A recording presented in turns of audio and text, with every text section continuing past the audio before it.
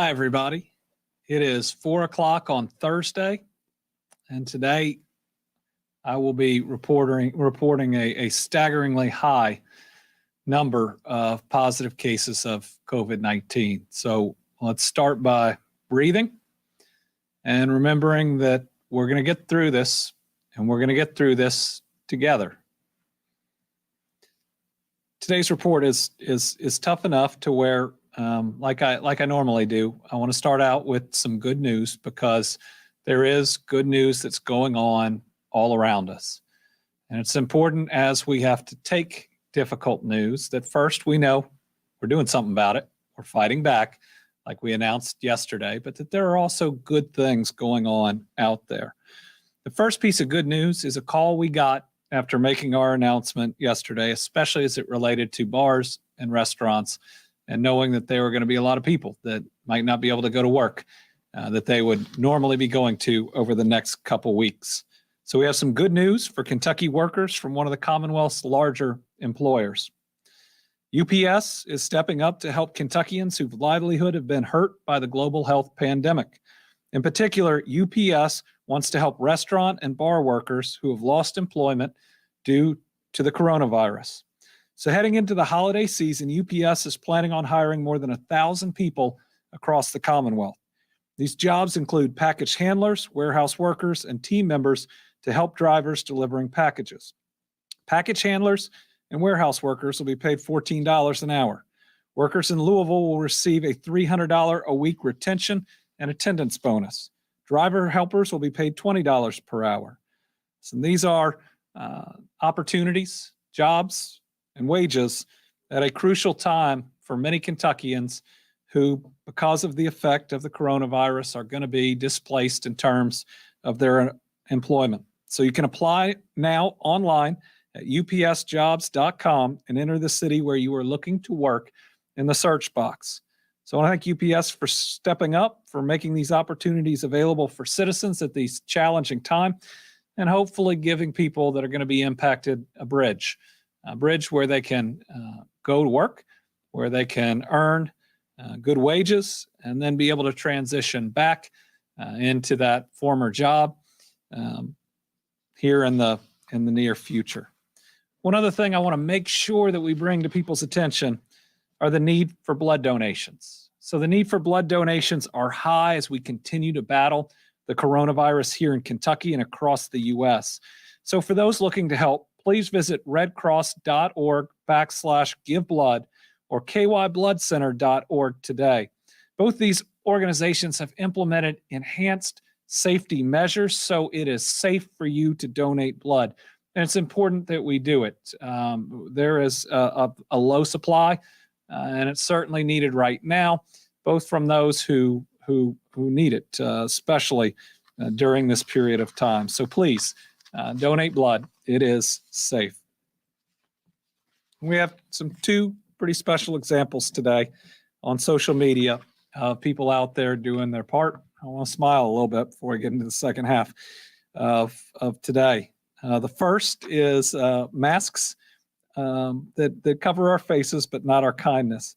These kids are excited to support Rosa Parks Elementary Food Drive.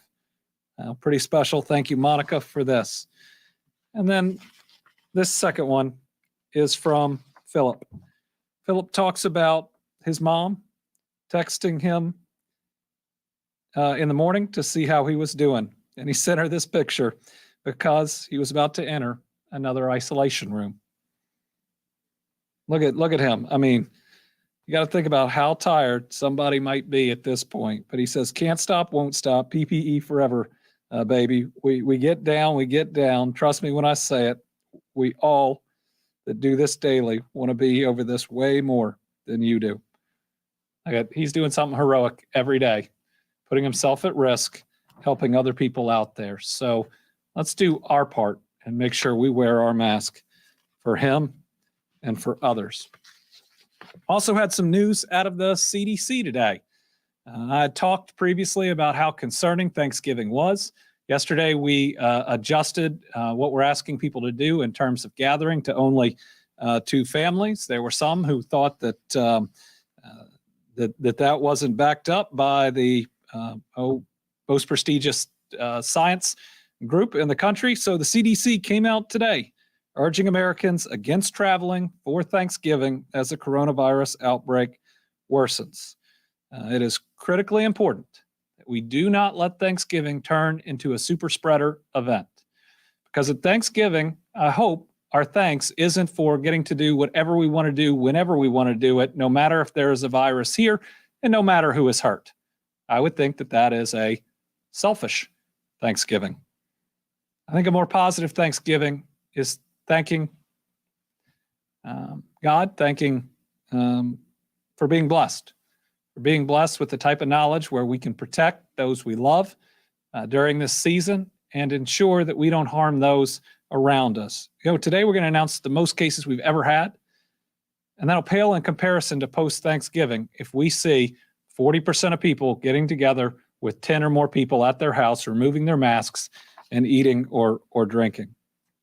Also saw news today from a study that the New York Times has done, and it seems simple, but maybe seeing it in print helps, and that's that states that impose fewer restrictions now have the worst outbreaks.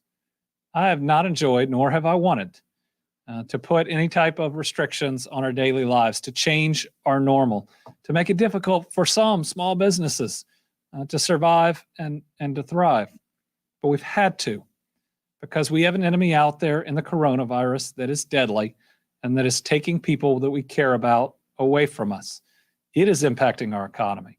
It is impacting the education of our children. It is creating anxiety and difficulty in our lives. But it's pretty simple.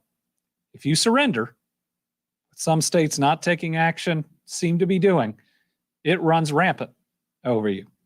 If you fight back, you lessen the number of cases that you would otherwise have. Doing more, fighting harder, means we protect more people. Then this last piece we've been talking about, the surge and how it impacts our hospitals. So St. E's in Northern Kentucky is talking about being almost double the volume of patients with COVID from their peak in the spring. And at the current rate, doubling before Thanksgiving. So like we've talked about before, when we have more cases, we have more people who need help, who need a doctor. They need a bed in a hospital, but the bed doesn't get them any better. They need that nurse. They need that doctor to help them to be stabilized, to get healthy, and to go home. But as our needs are getting greater, the workforce, not the first line, the only line, the front line of healthcare workers, more are getting infected, more are being quarantined. So as our need goes up, our capacity, our ability to help people goes down. That's why we're taking these steps right now. I was asked a question the other day about numbers. Over the last 2 weeks, we believe 1,359 healthcare workers have tested positive. That's those that have tested positive. That doesn't even take into account the many, many more that are in quarantine or likely in quarantine right now. And we've had over 8,300 healthcare workers throughout this pandemic who've tested positive. To all of you, thank you. I know when you step into these roles, when you pull up to your place of employment every day, when you walk into that COVID wing, you know the risks and you accept those risks. Our job is to ensure that you don't have a higher risk simply in your community because we're not doing everything that it takes to protect you. So I hope that you, our healthcare workers, who I know are tired, but are doing an incredible job, know our steps yesterday are meant to make sure we're all doing our part to protect you and to make sure you are there when somebody needs help. We appreciate you. We care about you. I'm so proud of the work you're doing, and we could not get through this without you. So please continue to push through. We'll never forget this as a Commonwealth. And I think while right now it seems like the hardest time, I bet you'll look back on this and it'd be the proudest time of when you were needed the most and how you came through and how many people you helped. All right, so today, the incident rate map, which we update, is the highest ever. I think we have now all but 1, 2, 3, 4, 5, 6, 7, 8. Yeah, we have 112 counties in our red zone. This is how quickly this virus is spreading. We only had 94 last week. And every part of this map, with enough testing, I think would be red. And it shows how, again, this isn't isolated in different areas. It is uncontrolled spread throughout the entire Commonwealth. Like we said yesterday, the whole house is on fire. The whole state is on fire with COVID. And it takes all of us being a part of that bucket brigade, doing our part to put it out. Red zone counties, when we look at it, we have the list here. It's probably easier to look about who is not. And so all of these counties would have been asked to follow those red county recommendations. And to the extent that they are not, we need you to. The ones dealing with businesses, government, and the rest. Basically, every business that can let people work virtually needs to be doing that right now. Government as well, doing everything we can virtually. It is that dangerous right now. If that doesn't solidify it, today we're reporting 3,649 new cases of COVID-19. That is the highest that we have ever had. Our top 5 highest days are all in the last week. This is exponential growth, right? And it's continuing to grow, and it will continue to grow. But our job is to stop it, and that's why we have put these new steps into place that start Friday at 5 p.m. Today, we're also reporting 30 new deaths. It's our second highest day. We've had 78 deaths in the last 3 days. Total number of cases now, 148,390. And 1,742 Kentuckians have lost their life due in part, at least, to COVID-19. It's hard what this virus is doing to us. It's really hard. These are people we love and care about. These are so many people, even those that don't pass away, that may have long-term implications. I mean, there is an enemy out there who is inflicting pain and damage and death on us. But we're fighting back. 437 kids tested positive in today's report. When we look at new cases by county, Jefferson, 724 in one report. Kenton, 179. Fayette, 178. Boone, 165. Warren, 115. Hardin, 108. Campbell, 104. Don't remember us ever having that many counties with 100 plus cases. McCracken, 90. Lee, 69. Bullitt, 64. Graves, 63. Madison, 62. Nelson, 59. Davis, 56. Callaway, 51. Pulaski, 43. Pike, 41. Hopkins and Shelby, 39. Oldham, 38. Clay and Laurel, 37. Marion, 34. Woodford, 33. 31 in Barron, Christian, Montgomery, and Muhlenberg. 30 in Floyd. 29 in Scott and Taylor. 28 in Boyd. 27 in Greenup. 26 in Boyle, Henderson, Jessamine, Whitley. 24 in Logan, Mercer, and Rowan. 22 in Meade. 21 in Adair. 20 in Washington. And the rest can be found on kycovid19.ky.gov. Highest number of cases we've ever had, second highest deaths. And we're now, at least in the period of time that we've had sufficient testing, at our highest positivity rate of 9.18%. We've got 1,550 Kentuckians in the hospital battling COVID at the moment, 358 in the ICU, and I believe it's the highest number we've ever had on a ventilator with COVID, 199. That's up 23 since just yesterday. This is our list of 30 deaths. One includes, I believe, a substitute teacher. We're going to wait to get permission from that family before we identify which one. Okay. Those we've lost include a 93-year-old man from Boone, a 75-year-old man from Breckenridge, a 73-year-old woman from Callaway, 79-year-old man from Campbell, 79-year-old man and a 94-year-old woman from Davis County, 67-year-old man and a 77-year-old man from Fayette County, 67-year-old man from Gallatin County, 70-year-old woman from Graves County, 80-year-old woman from Hopkins County. We have 5 individuals we've lost from Jefferson County, 95-year-old man, 53-year-old woman, 96-year-old woman, 70-year-old man, 69-year-old woman. Kenton County, my goodness, we have 1, 2, 3, 4, 5, 6, 7, 8. 8 individuals from that county that we have lost. 77-year-old man, 86-year-old woman, 90-year-old woman, 96-year-old man, 96-year-old woman, 95-year-old woman, and a 64-year-old man and a 75-year-old woman. 2 individuals we've lost in Lee County, 58-year-old man, 73-year-old woman. We lost a 69-year-old woman from McCracken, and a 92-year-old woman and a 96-year-old woman from Monroe. Finally, we've lost an 89-year-old woman from Rockcastle County.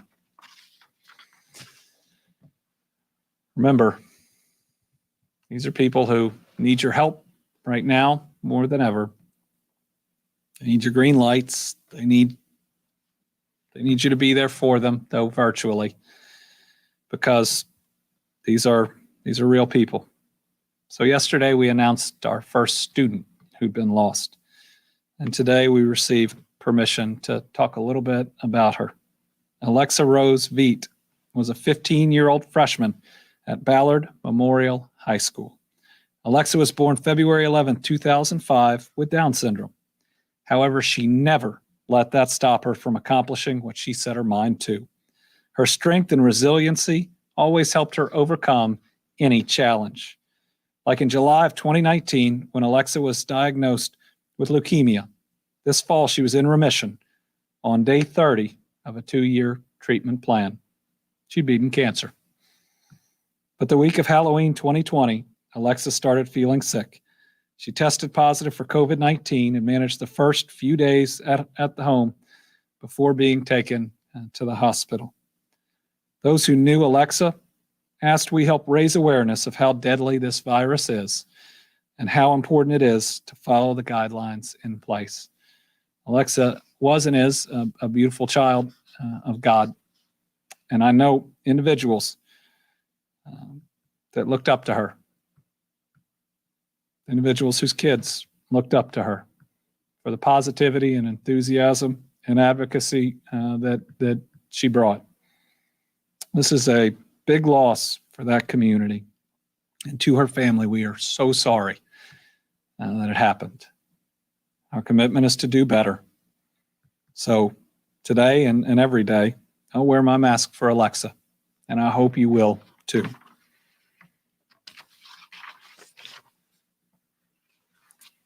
Our long-term care facilities continue to be overrun by this virus because the community spread is so great now that our efforts cannot keep it out. 130 new residents testing positive, 104 new staff, 17 new deaths attributable to individuals in that facility. And we lost another veteran at Thompson Hood Veterans Center in Wilmore. It's 26 that we've lost.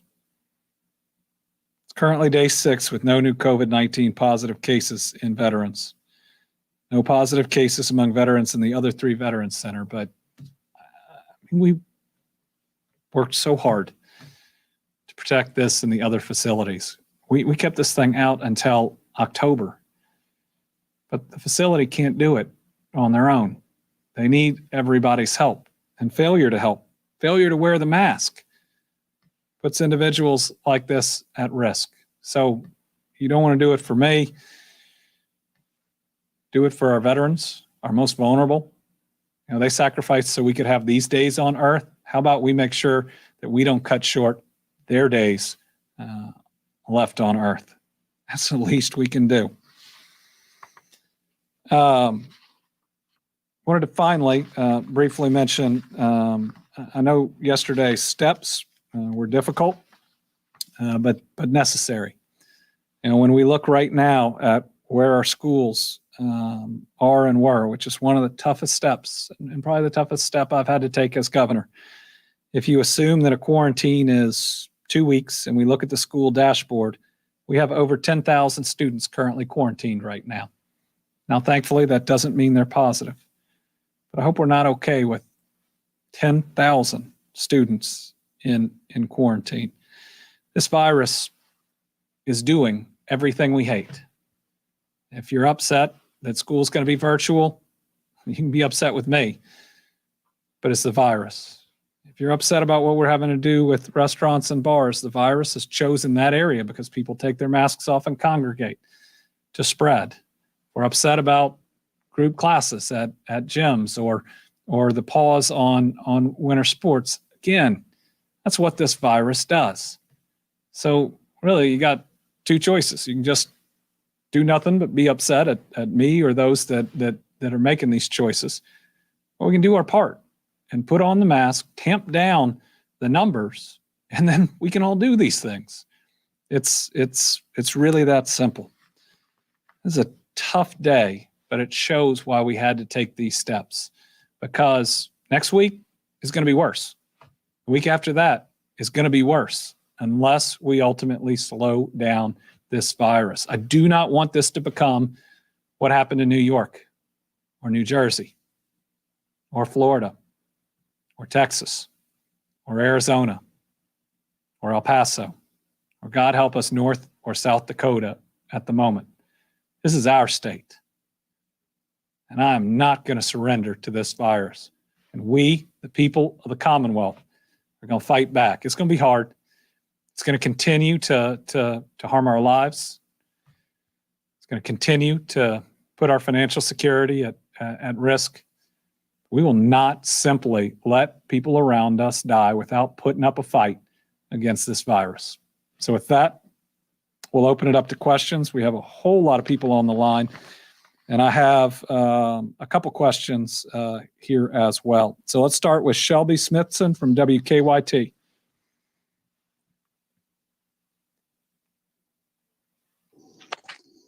Hi, thank you, Governor.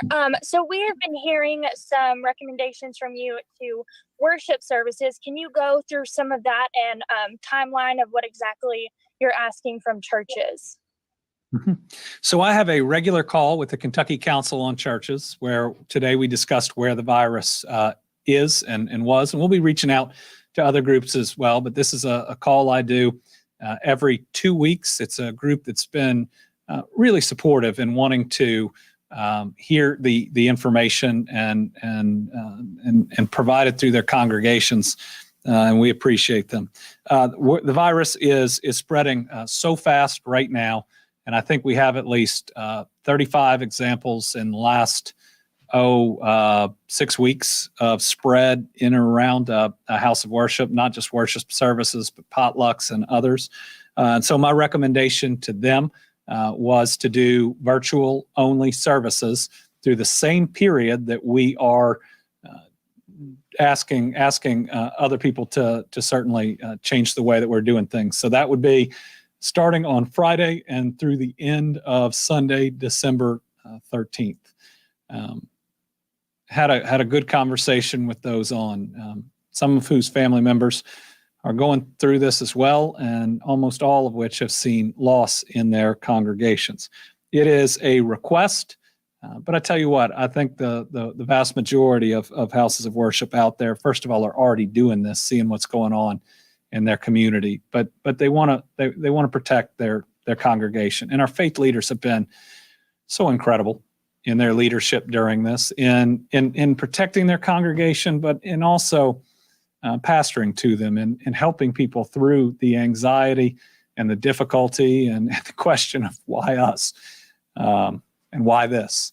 So we greatly appreciate their and others, people's leadership. So that came up on a regular call today, but certainly we'd make the recommendation to any house of worship during this period of time, given this number of cases. Catherine Collins from WLEX. Hi, Governor. I have a question about the $40 million fund announced yesterday. Do gyms and other businesses impacted qualify for that assistance, or is it just bars and restaurants? And if they don't qualify, is there any assistance for gyms? So gyms have to cancel their group activities and reduce their capacity, but can still remain open. So right now we don't have a separate fund for gym assistance. Right now it is bars and restaurants that are licensed by the state so that we can cross-reference it. And for those who were watching yesterday, I think you got an idea of how the numbers will work. Those who just read a tweet or so might not, but certain ones do and do not qualify. If you're part of a publicly traded company or owned by one, you don't qualify. Those organizations got a lot, the bulk of the PPP original loans. If you are a locally owned chain or non-publicly traded, you can get two, meaning $20,000, two groups of 10 for two locations. And then if you get more than 50% of your revenue regularly through drive-throughs, which think primarily fast food, you've been operating and been able to operate during this virus better than certainly others. So we think that'll take from a total number of about 8,000 plus bars and restaurants down to about 4,000. So our hope is December 1st to have an easy, streamlined application up.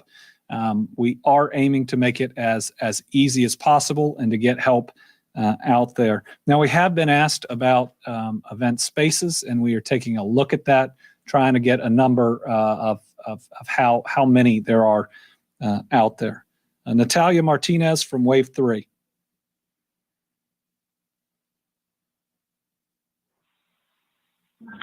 Hi, Governor. I have a question in regards to the contact tracing system. Has the state's contact tracing system itemized and identified positive cases based on the specific type of business, be it a restaurant versus Churchill Downs, for example?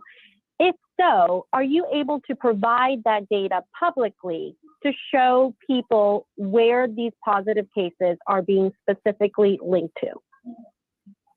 So our contact tracing is done primarily through our local health departments, which are semi-independent entities. And we were polling them today about what type of information they've been collecting during contact tracing. Now, certainly there's the regular steps that everybody's got to take in contact tracing, but different health departments have done different amounts of, say, clusters. Now, a cluster doesn't mean that those are the only people who may have got it in or around a certain location. It's just a certain number of cases that have one direct connection.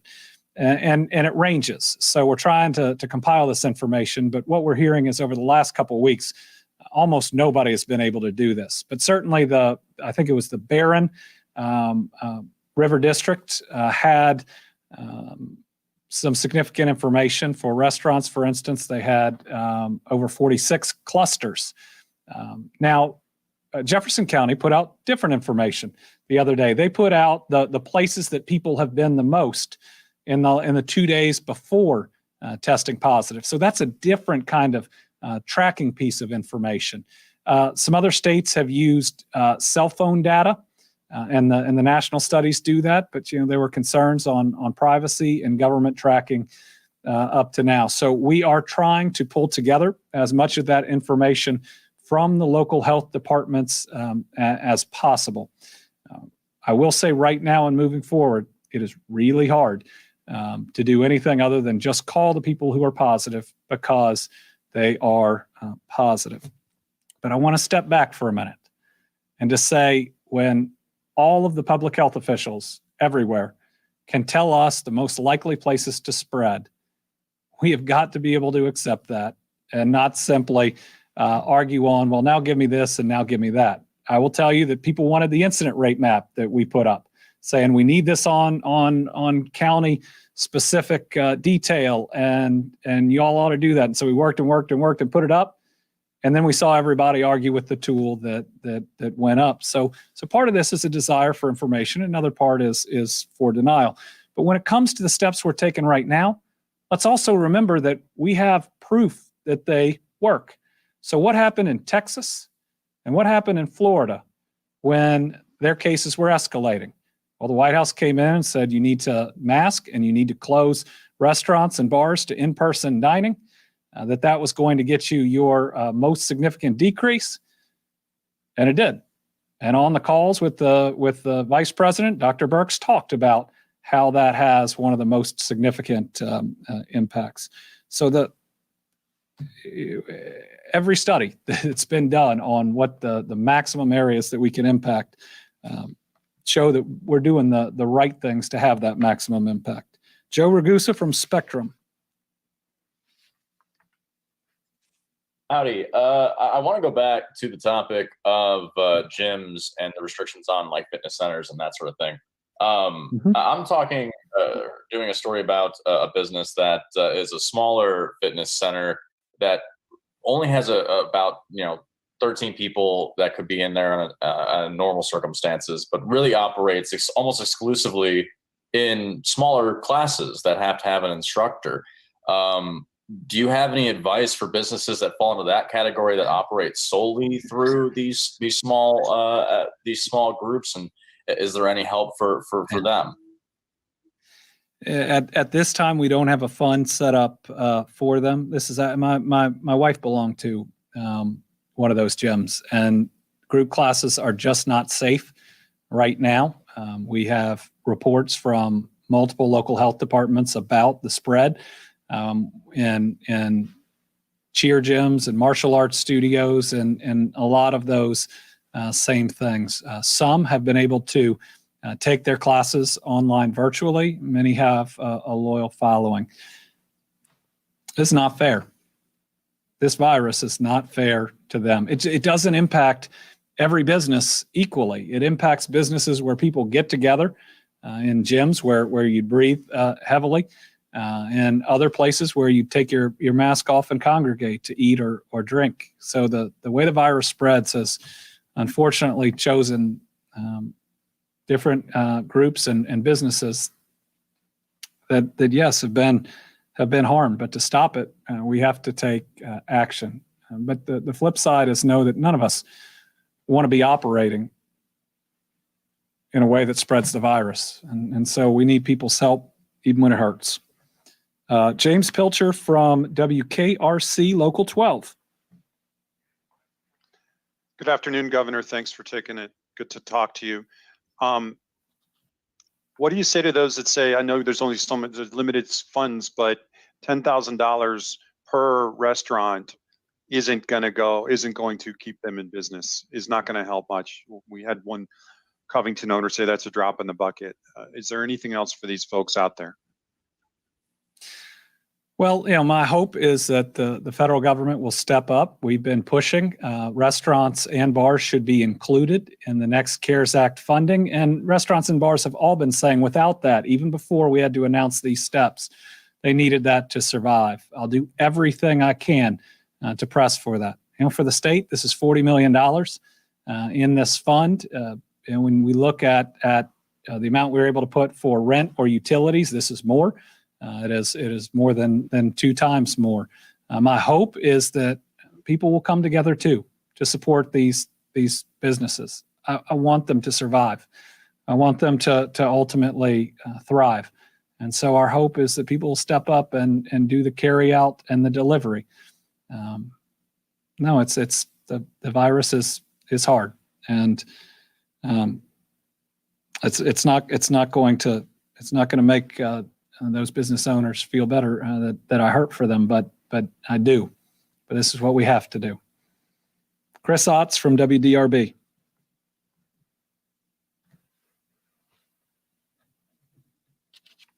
Thank you, Governor. I will limit myself to one question today. The correct me if I'm wrong, none of the new restrictions that you announced yesterday apply to the historical horse racing venues in the state. These are places where they are indoors. People can sit closer than 6 feet together. People are often older if you've ever been inside these places during a weekday. And I was having trouble finding the capacity limits for the historical horse racing gaming facilities today. I'm told by the industry that they're at 75%, but there are no specific rules that you've promulgated related to them, unlike most other industries in Kentucky. So how has the large runway that you've given that particular industry remotely consistent with all of the other restrictions that you've announced? Well, I believe that our interpretation was they fall under a set of restrictions. We don't have individual ones for anymore for a wedding venue or a different type of venue or indoor recreational facilities. So we'll send you our belief as to the application on that. I do not believe that we signed off on 75%, but we'll take a look.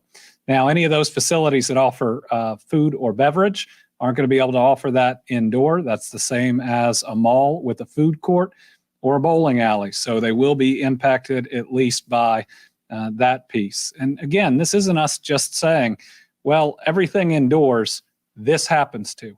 This is us looking at the data as provided by the federal government, by studies done, be it Johns Hopkins and others, by the same set of recommendations that are being provided by just about every expert that you'll see that either goes on cable news or Dr. Stack talks to in his consortium. So there's going to be a whole lot of, well, why are you doing this to me and not to Walmart? Well, the answer is because the public health experts tell us that this is the most targeted way to reduce the growth of the virus without with causing as little disruption as possible. Now, it's still a lot of disruption, but our goal is to be surgical in areas that we know that it's spreading. Karen Czar from WUKY.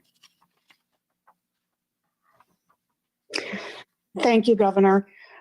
Small businesses, the owners are scared. Several of them have told us they don't know that they're going to make it, but they're not even as concerned for themselves as their employees. Is the state prepared to handle another uptick in unemployment claims? And where are our current numbers right now? We'll send you the numbers. We're still going to be operating with an IT system that is outdated, and we're still going to be operating with federal rules that determine who can and who can't get unemployment. We are ready to do our very best, and I know that those working in unemployment are working incredibly hard. And we also had that announcement today from UPS, and I know there are others that are ready to hire people right now to help them get through this period of time. So I think 1,000 that we just mentioned today.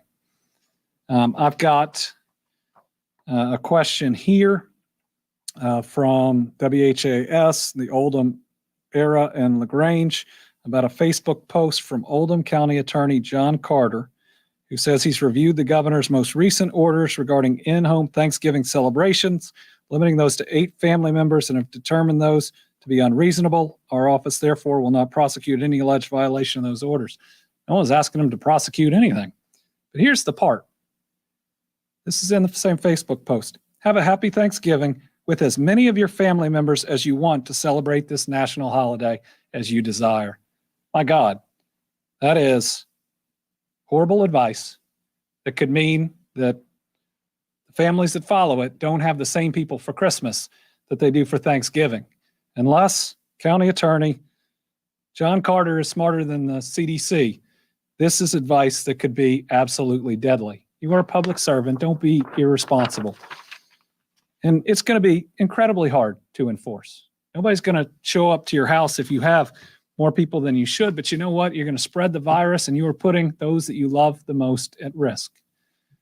We are faced with one of the most difficult, deadly adversaries that we've ever faced, certainly in my lifetime. Just do your part to protect yourself, your family members, and those around you. To defeat a pandemic, yes, we've got to do Thanksgiving differently. But the advice is consistent from the entire public health community, and you are putting yourself at risk if you follow his advice. Stu Johnson from WEKU.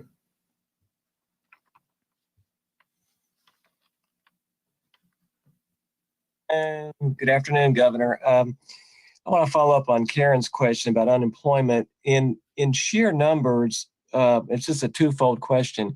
In sheer numbers, the number of people on unemployment today compared to a month ago, is that different much?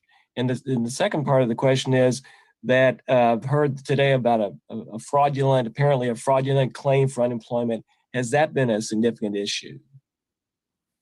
Well, when there are more claims for unemployment, there are going to be more fraudulent claims just by volume. We've been working to address those as we've been moving through this process and working with the Department of Labor too. We don't have or I don't have any hard numbers on the uptick of it. It almost all ends up, relative to the overall numbers. And the challenge is just the total volume of claims. We have a higher percentage of people being approved for unemployment than we did before the pandemic. And the wait time before the pandemic was far too long, too. Next is Tom Latek from Kentucky Today.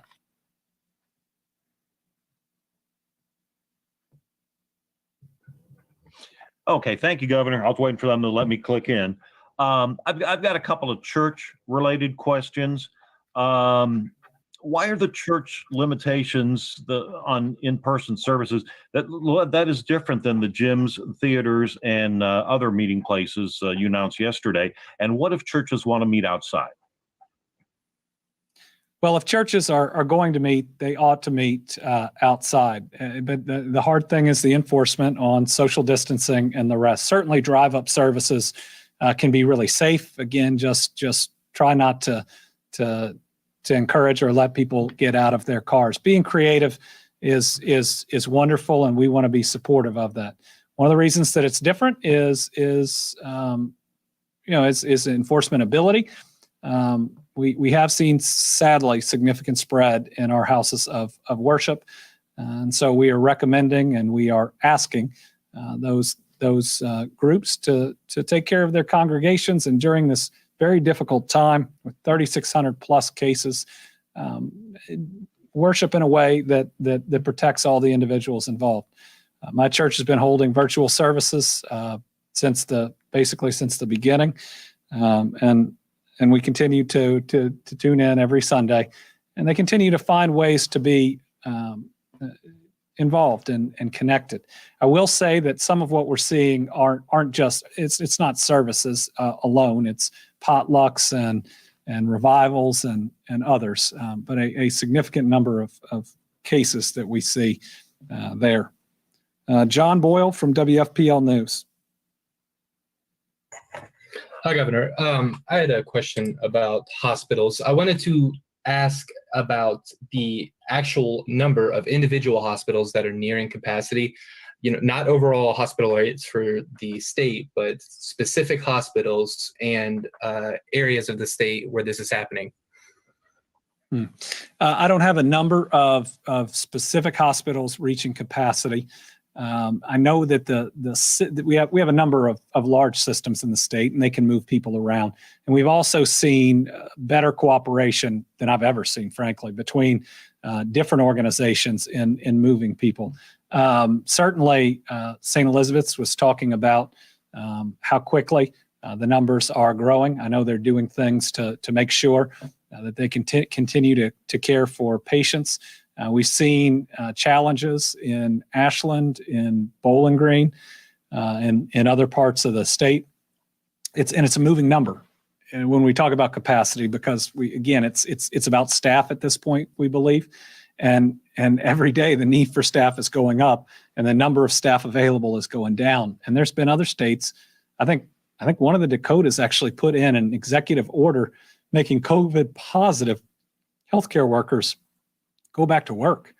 And we certainly don't want to see that. Our hospital systems have been, and our hospitals have been phenomenal and responsible and a real credit during all of this. We would have lost a lot more people but for them. Debbie Yetter from the Courier-Journal.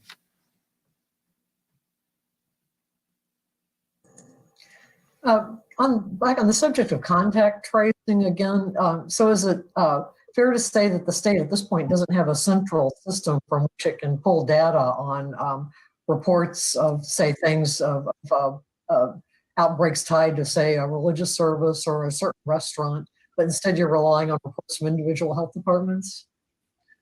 So we're going through the available data.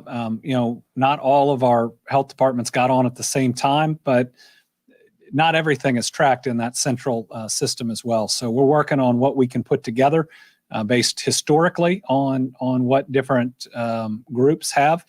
And now I can tell you that there's certainly not all the clusters have been reported to the state, which is what we saw today. I mean, the numbers that Barron has, for instance, show us that we need to make sure we have the rest of that data from each local health department. Now, in any given area, going and talking to the local health department is also a good way to get a feel for some of what they're seeing in the local community. But know that those leaders are also subject to a lot of pressures in the community, and sometimes saying that certain areas are spreading more than others. They get attacked for saying they're not for their economy or not for their community. They're in a tough place. But we're going through all that right now and trying to see what and how we can produce that data. There are some issues because they're related to specific people on health privacy. We're trying to work through all that to give you whatever we can. But most of the studies aren't pulled from that. I mean, the scientific studies are done using ways to look, especially through phones, at where people have been. A cluster, I can only say we have X number of clusters if we learn that X number of people associated, say, with a business. We had clusters that occurred in our meat packing facilities, really big ones early on. That doesn't mean it's not spreading in other places, but we have that information. Piper Hudspeth Blackburn from the Associated Press. Thanks, Governor. Does your administration have any plans to assist parents who find themselves without childcare because of the new restrictions? And does the lack of new stimulus, impact your ability to provide those resources to families? Thank you. Thank you. So just a couple clarifications. Daycare and childcare still open. Early childhood still open. Some targeted services from schools that can still be done, but a lot of parents are going to be out there needing childcare during this time. We don't have the ability to provide direct financial assistance, certainly at this time, to them, just like we didn't back in March. That'd be a great use of further CARES Act money.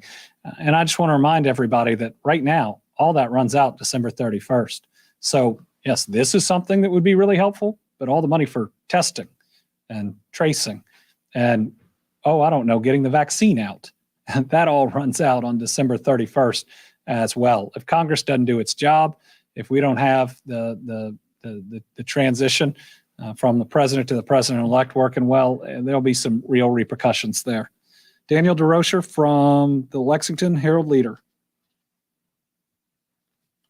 Hi, Governor. So I want to kind of, hone in on the kind of inconsistencies that people have raised, right?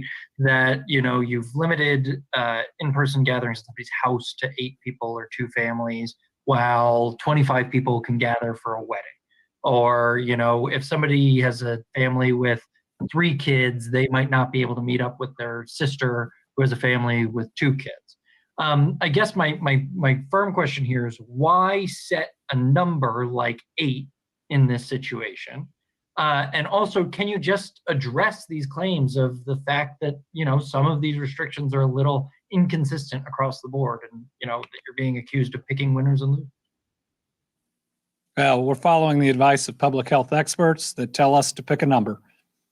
Those that know most about this disease and fighting this disease make those recommendations to us.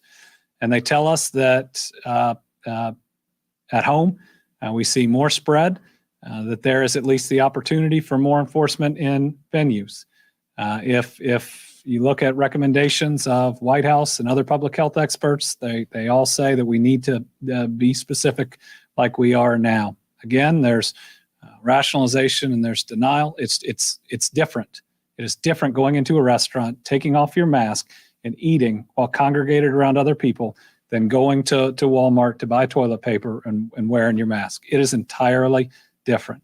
It's different to have 10 people over to your house where people are going to relax and take your masks off than if you are at a venue that has people working there that is constantly reminding people to keep their masks on or they have to stop the service or the event. There are practicalities behind all this. It's all thought through.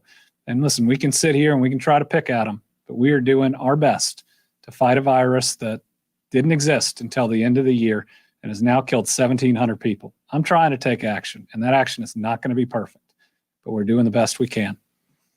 Melissa Patrick from Kentucky Health News with our last question.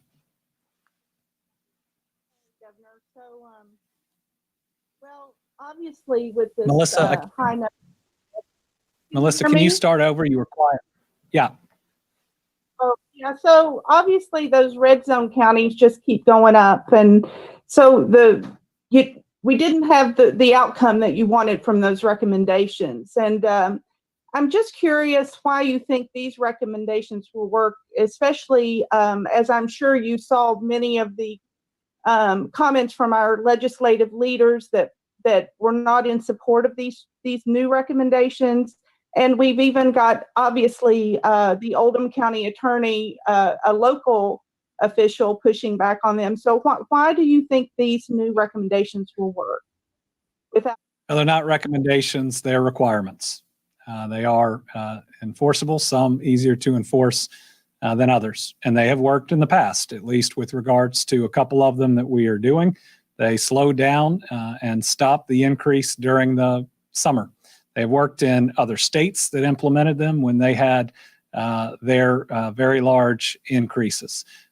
But if our people quit and they refuse to do anything, I mean, a virus that spreads between people, we all know what happens there. But to be so callous as to say, get as many people in a room as you want that are going to take off their mask and eat and drink, I mean, that's frankly crazy, and it puts people at risk. And I can't control what other people say or think or want to do. We're following the science, and other people can deny it if they want.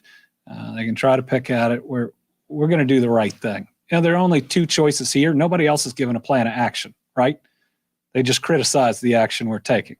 Our two choices are action, which is difficult, or inaction, which is deadly.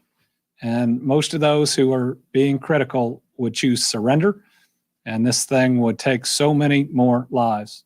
Listen, I know that these decisions are unpopular, and I care more about the people of Kentucky and the lives we can save than my own popularity or whatever happens in the future. This generation's legacy, not just mine, but this generation's legacy is how we are dealing with this virus. And I hope that some of these leaders win, because it'll touch them personally. And I hope it doesn't happen to them personally. But when they look back in time and we look at us versus other countries and the amount of loss we had and what we could have done, and they were part of the rip your mask off and let's all go for herd immunity. My goodness. There's going to be people who are proud of the hard work they've done and some who are not. But I'm committed. This is my job. And I've got to do the right and responsible thing. And it's hard. It's hard. I mean, but it's still the right thing to do. So we as a state are going to persevere. We're going to fight through this. We're going to fight back against this virus. Now in Kentucky, we're tough. If you come at us, we ought to be coming back right at you. So everybody out there, let's brace for this fight. Let's not back down. Let's do everything we can to protect one another. We'll get through it. We'll get through it together. We'll see you back here live Monday at 4.